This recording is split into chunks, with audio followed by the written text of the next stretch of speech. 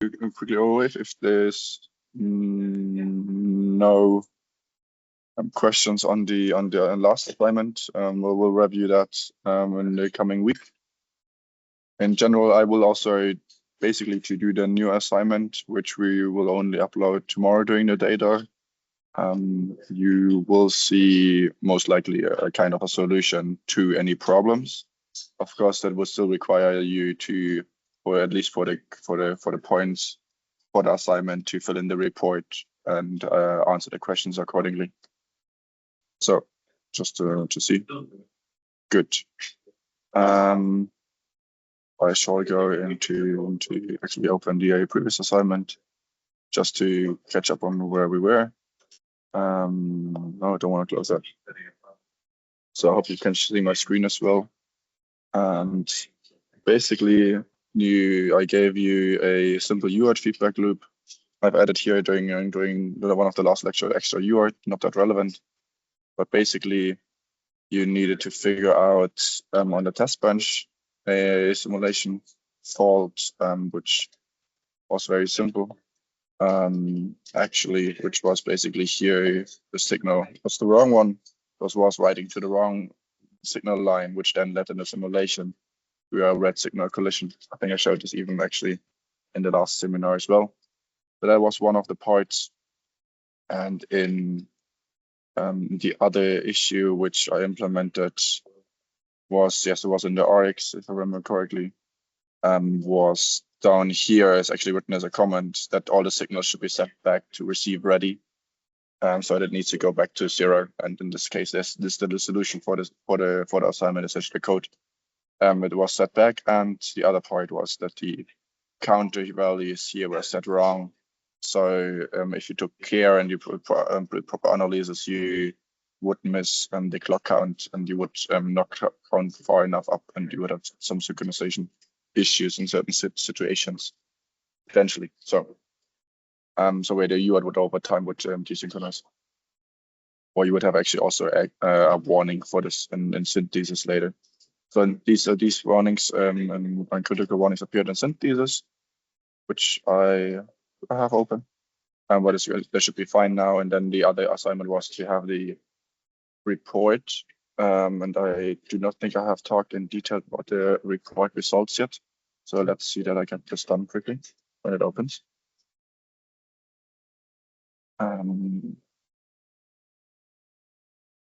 Very roughly, the critical parts of messages. I don't know if there's something now. Let's see, something which I do not want. The general domain number. Yeah, here potentially like a small issue which I did not resolve, but what was important were the reports, and what I wanted to have was the timing summary, and actually those should exist. Check. Oh, I don't know. I'm gonna run this. We have the power, which looks something like this. And here's a good and interesting to see that in the synthesis here we have the static power consumption is the highest, and then we have some dynamics, so actually the signals changing in just the separation of these static signals. It's a very small design, very low power. It's kind of nice. So this was on the synthesis, and then later comes a comparison to the rest. Actually, give me a second. I shall open something quickly. We can go here. I had the solution, I think. I actually screenshot it.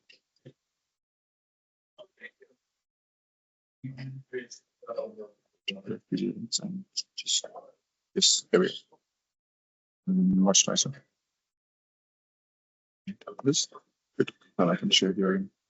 Makes it easier later for the recording here. So actually, I did all the analysis beforehand myself. And when you run each of these analyses, as I just said, you get this one, and then you get the timing one, and you also will get the report utilization very quickly, very easy. You get here the results, and depending how your implementation looks, that's what I wanted to see then. that you give those screenshots out essentially. They will look for everyone maybe a bit different, but then something in this domain should be. And then perform the same with the implementation after you have fixed everything. And there you see, for example, when we put the two resource utilization, the power consumption next to each other, we'll see there's a minor difference in power, so it gets more precise. But also we see that the estimate for the dynamic change is much less because the system can be much better estimated. Also our power changes. So you see that it's just more detail to it, which you do not see on a high level, but you see it's more constrained. And usually also the tendency that these values, the power consumption, they get lower. So in the synthesis, you get like a first estimate, which is usually a more conservative approach. So that was one of the things which I wanted to see. And the other part is that we have, of course, here the logic element utilization, which is, of course, in such a small design quite difficult. But in this case, currently I cut here a bit off. What is the important stuff is in here? The LUTs, for example, here this one is the implementation one, this is the synthesis one. You just see that here it actually goes a bit down, so there's an optimization. In some cases, this can also go a bit up, depending where it goes, depending how it's being distributed. And you also see the distribution on which kind of logic and so on. And there's more detail, you have more information there as well. Again, synthesis gives a more conservative approach, and also the place and route will do further optimizations on this level as well. That's why it takes more time as well when you run it.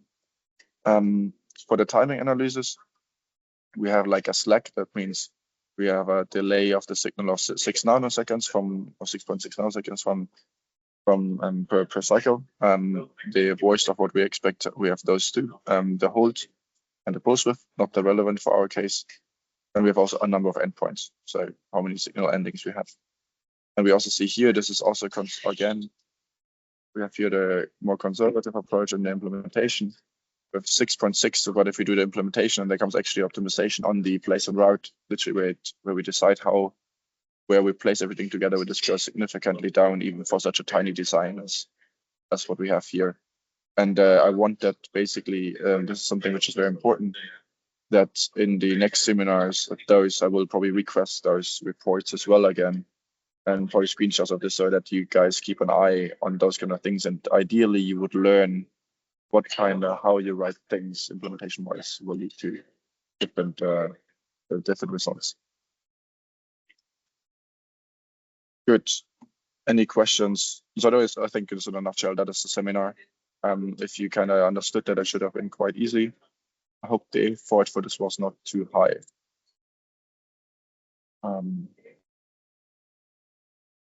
It's just that. I will introduce the idea of the next assignment, and the text, the exact tasks will come tomorrow, as well as the exact code. I honestly have not yet quite been able to fully test it out so that you are ready and that you don't have any like childhood kind of things in your assignment. So just for the workflow, that you know where we're going from, you will get, and I've just long thought about this, how to do this. It's going to be, you see already, is a much bigger design. We'll get into this. The goal is here, we have in the last lecture, we design hierarchies and like IP cores and those kind of things. And the idea from me was to, give you a workflow where you can utilize these kind of things and how it actually is then also done often in reality, but without having you to write 1,000 lines of codes, which of course then makes not extra things. So what you can do is, it's a twofold, and I did not want to overmove everything, is that I took this assignment, and what you can do just for the background of it, I can take here each of them. And what I did here is I created a separate, so you can go here into tools, and when you have a project with only one file or something like this. So, oops. Oh, here, sorry. I can create an IP core, a package. And if there's only, I can make a project basically and then export that or a subfolder, specific directory, into a so-called IP core. That's what we discussed in the lecture. If you have questions on that, you can ask now, of course, but also just watch the last recording. And then I can go in here, yada, yada, and then it will open up. And what's kind of cool is that it will open a separate project, and then I can do some last adaptations to this. In this case, it will take the entire project. I have always the spawn error. I need to look into that, but it doesn't affect my workflow really.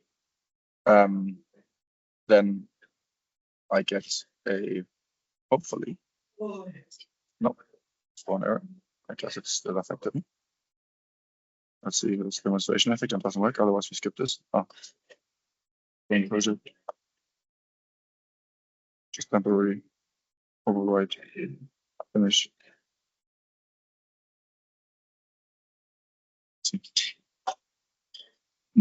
Doesn't work right now, so but I will have a very similar view in a second as well. So this will open a window, and just for the demonstration effects, I will close this. And then we have an assignment here. And what I can do then, and that's what has been already done, I can create a block design here. I will not create another one here, otherwise I have another one. I have an empty block design here, just for the demonstration purposes now. And this looks like this. And then I can click in here. And when I have the IP cores loaded already, this will work. What you guys need to do first though is add the IP catalog. And here in this work, and so I'm showing this now. Here flow. I'm missing. In settings, you might have to add your own IP repository, another path essentially. And this is two times the path for RX for TX. You can also do the overarching path, wherever you put the IP cores, which you're gonna have in the assignment, they need to be accessible for the project. So if you have existing, then you can just go here into the IP core catalog, or in your block design, and you can click here on the plus, add IP, and then you can, for example, click URL, and then you will have here the URL, and you can just load this in, and then you have your URL. In this case, the URL does not have any generics. And generics, as you know from the lecture, mean that there's parameterization values. So there's nothing to configure except for the clock baud rate, which is set by default. If you have bigger designs, they will have more parameters and they can configure them and so on. But basically would load it like this. What you also will have is a standard library in Vivado. I want you guys to use a FIFO generator, and this will create a FIFO, but you need to configure it because the default FIFO, so first in, first out, hope this principle is known for you guys. You need to change the width because our UART data width is 8, so that needs to be adapted. And the read data width would also need to be adapted. And that also actually does automatically. You will need a handshake for the write, if I remember correctly. I'll show it in a second. Then you need to activate it. So there's a lot more configuration. So I will show you once how to. This is basically one time how to load your own IP core, and the other part is and how to update that. Will I show in a second. And the second part of the assignment is to load your own IP cores in here and activate them. So we have then these kind of things, and then the third part is, and this does not exist here. No, it does. I can add also an entity without making an IP core, add module to block design. And I right click and I will have also the module in here, and then my outputter, and you see here already it's an RTL, and will be in here. So, and then I have basically my block design. Now that's where we are. And I will show you later how the solution in the end could kind of look, so you know where you should go towards. This arbiter will have some to-dos in there. So you could do a bit of HDL coding, but this will be like the last task so that your simulation works out, and just synthesis, so these kind of things. But if you get a simulation and you have errors and so on, you do a synthesis with errors, that's also fine. If you have problems in the coding, there's separate points. If you want to have full points, of course, I also expect you in this course also to learn or to know how to write VHDL. So the RX is fixed, the TX is fixed, the FIFO generator is in there. Just for showing you the workflow, I can always right click here and add in an IP manager, and then it will open. I click the right button here. Maybe that works this time.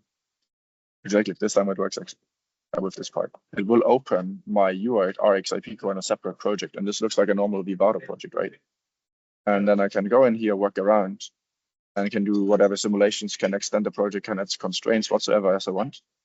And if I write, for example, here just for the fun of this,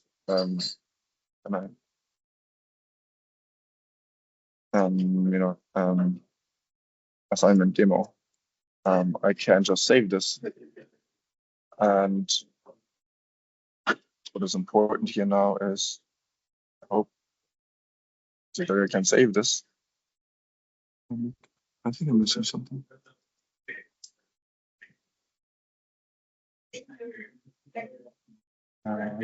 Yes. Sorry, I'm in the wrong design. So basically this, sorry, let's start from the other side. So you have these blocks, and what the task is to have as a design, and I will show you how to change them in a second. Makes more sense in the actual working design. That you connect those up, and I will show you in the video now how it should look in the end, ideally, or not ideally, but how it could look. That you have multiple URX inputs. In this case, I have converted it to be 2 and 2 TX outputs, and the arbiter essentially will get signals in with select RX TX, and you can of course make more of those. Maybe I write that you have to add some of them, then you have to make this a data vector to have more than one on and off. Write a logic, essentially there's a logic already existing for you to have something to go by, which basically will select which RX will go to which TX and so on.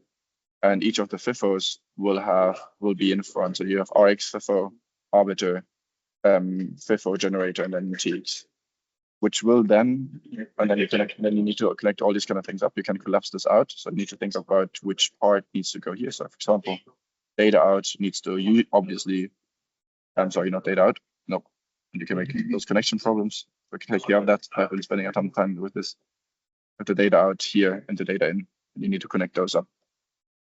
Just something to be careful with, and that you do not do anything wrong, but in the end, it works just like this, and you connect them all up. And then you can, for example, do data out, goes here into, oh my God, I always recommend a mouse. I'm just here with my laptop right now. I recommend to data out would obviously go into RX data in, and then this is connected up, and then you have a diagram like this. Is this clear? If you have any questions, please just jump in, because I do not even see if you have chat messages. So this is how I expect kind of this thing to go from your side. And what I will do now, I will close this block design. I don't even want to save it. And I have here how to design to actually can delete this now. You can always remove them from the project. Delete them, just otherwise you have double files. And you also see here the top file. Make sure that your simulation file is also in the right area. And I can open block design now, and this is how it is supposed to look when you have 2 RX and 2 TX with each of the FIFO. So basically what I made here is buffers, so that when the arbiter is full, or one port gets more communication, that you have enough buffer to send the data out. And later on, we might elaborate this into an actual data decoding, like routing system, the arbiter with a bit more sophisticated. But this IP course, so it's about block design and design entity levels. So it will look something like this. And now, so this is how it should look in the end, roughly. It's not fully completely tested by me yet, but the visual will not change. And then I can open this. Yes, exists already. I want to override it right now. And then it will open my project here. I can go in here. Hopefully this works now. Otherwise, the assignment demo, you see this already has been saved. The file, even though it's only a sub project. If I make it a demo 2, then it will save. Putting it in up here. I will close this. What will happen? I have here an IP status, and this will show me report is out of date. We run, and then hopefully, actually, we'll have a job here. No, it's not. Why does it not? So usually, how you do this? You go in here, change the IP core. If you have any changes, you will have to do this, and then you update. However, it's just in general for you two guys to know, because I do not expect this to be necessary unless you want to change the design more, you want to play around with this more. Hello. My Vivado is plugging right now. Remove this. Okay. And do this kind of process. So, and then I can close this and probably use it anyway. And the synchronization doesn't really work right now. Yeah. And then usually we'll come here, upgrade select, and would automatically update this. And I will not go here and do right now because we have a seminar in the demo. I think the principle is clear. But I've got demonstration effect always. This is for your custom IP core, so you have access to the code. Here is this one from Vivado. I do not see here possibility to change the IP core, but I have, for example, an example design. If you want to see how is it being used, how should I use it? Those things exist well. And then the part where I expect the code, and this is kind of nice. It's like here the RTL only, and I will double click. I get this. I can always go here through this menu, but what I like to do is just literally clicking here to the arbiter, which is also, of course, in this design hierarchy.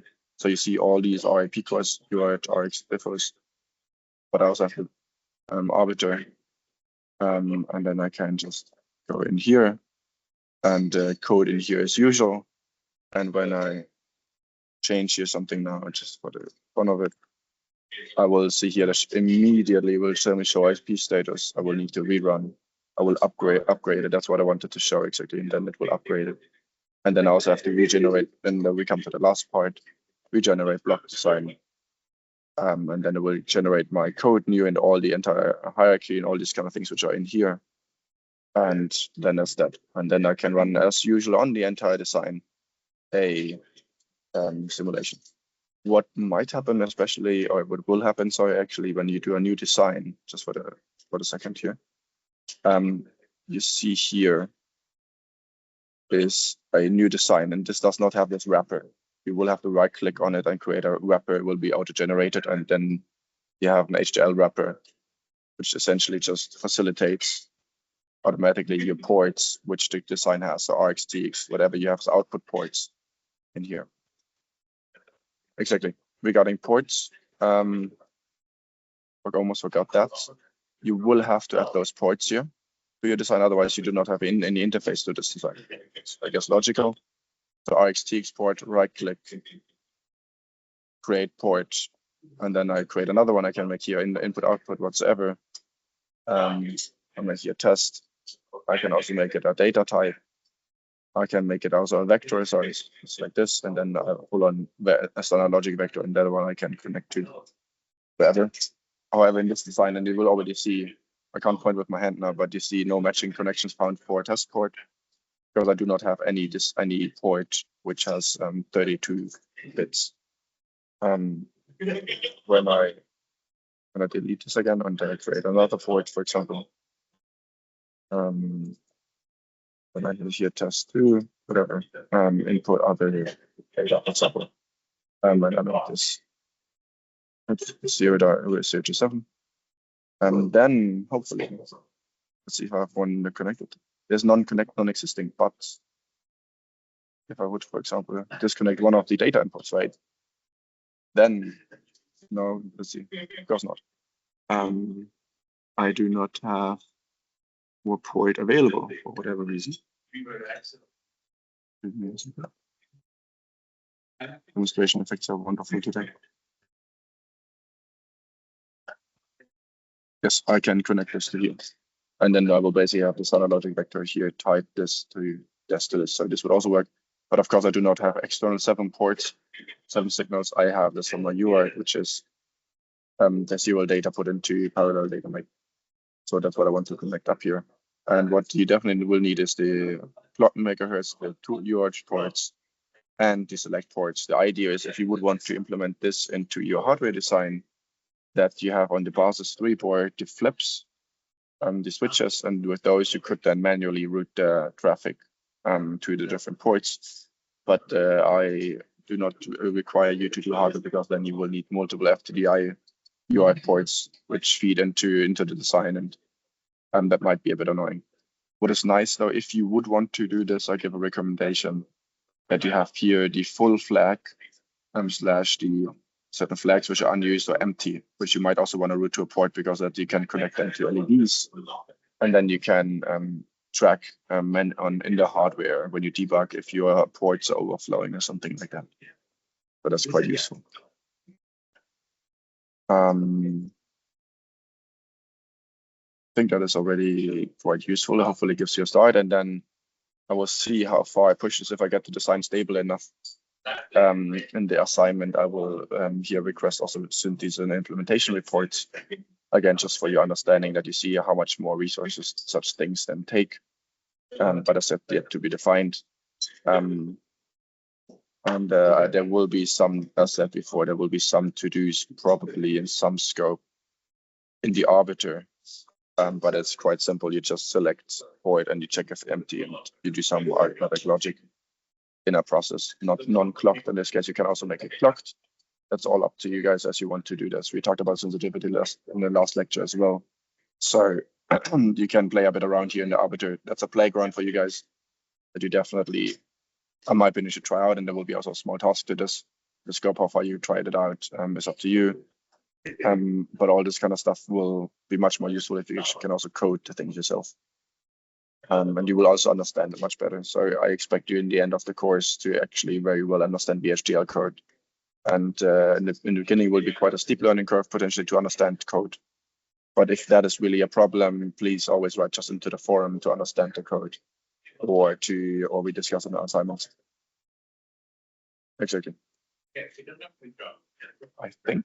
Oh yeah, and just do you for a demonstration. In the end, you have a simulation, and I think this one does not work right now because I've changed things. Let's see what we get out. You run a behavioral simulation very quickly to see if the behavior works right, and then you should get a simulation something like this. And ideally, of course, because it's arbiter, and you will have to run a certain time, because you get the UART data, and then it should also route to another port out, but that you do not see right now because right now it's not in a working state for the demo. So you should get here the data out when you extend the test bench. I think that probably will present like some small test scenario, but again, when you want to develop, you want to maybe write more. When you extend the test bench, you might want to add more scenarios, and this will look a bit different.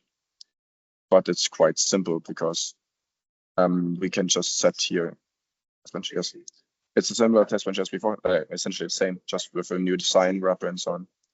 Send here some data to the according ports with this function. And the other thing is what you need to do, of course, now you need to select RX and TX according to what you want to simulate. So you can just write in this a few lines, it does things out for you. So then that should work. So there will be task to load the IP cores in.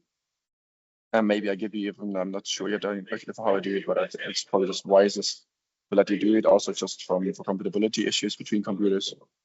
It's going to be the easiest when you draft it up yourself. That will require you, of course, unfortunately, to make your own block design, which can be sometimes a bit annoying. But I want you to have seen this and know the opportunities, and then you connect all these up. And you just gotta be rigorous with how you connect the different lines to each other. Then it should be okay. And this is, I will put this here. You know how this should look when you look into the recording of this. So it's hopefully not too difficult. You do not have to figure out from scratch how to do this. I just want that you have done it and you know how this tool works. And then in the next designs, I will probably expect you to actually be able to draw these things up if necessary from scratch. We will see what next seminar is. Assignment is going to be simulations. So we'll do this more advanced with more simulation capabilities to catch more errors. And after that, we will have also bus systems included and so on. So it gets only more complex on this level. Of course, this is the assignment. Do we have any questions on this? If not, I would show you also maybe just another approach besides the block design, which basically Vivado does automatically in this case. And that is essentially You do not have to do it. You can use it as IP core. And what the block design does is actually write this thing here. So this writes the architecture for the structural part. So it puts these parts which you have here, makes the attributes, whatever, automatic generated code. It's not that hard, not important for to understand, but it makes components, args, right?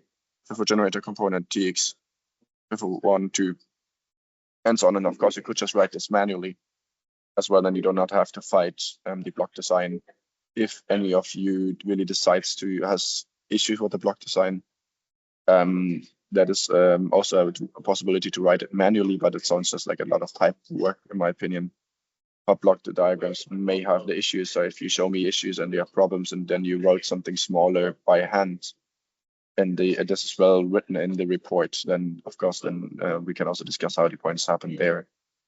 For me, it's about problem solving and understanding toolage or tooling for you guys, and that's what the course is about. So if you find a good solution which does the same but better, please do so and submit that with according description and explanation. Good. Now I talked like for half an hour without any feedback. It's gonna be an efficient recording. Was it clear? I hope the sound is also not too bad with the background or so. But do we have any questions? We'll stop sharing for now.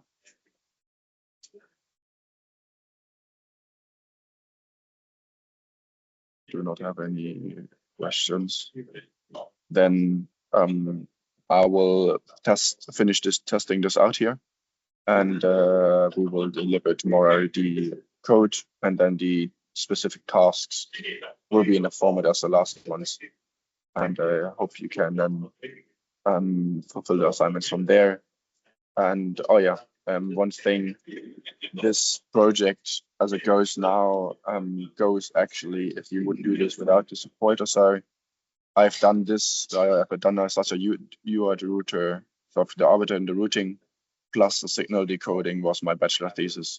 So you see here the scope which we go towards, but also if you know the tooling and the tools to do these kind of things and the workflows, this becomes much, much easier because you do not run around in the know-how. And I hope this will help you then to make designs and will be useful for you in the future. Good. I can finish my monologue and also stop the recording.